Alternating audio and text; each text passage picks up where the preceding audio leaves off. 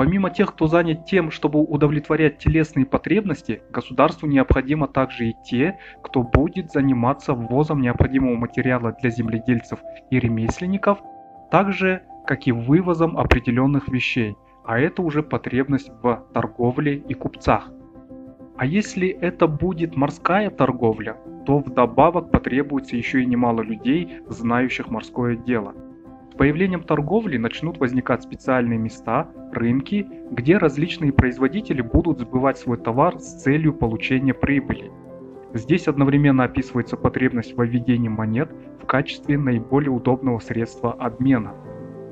Тех же, кто занимается производством товара с целью дальнейшего его сбыта на рынке, занимаются покупкой и продажей готовых товаров, Платон устами Сократа называет мелкими торговцами.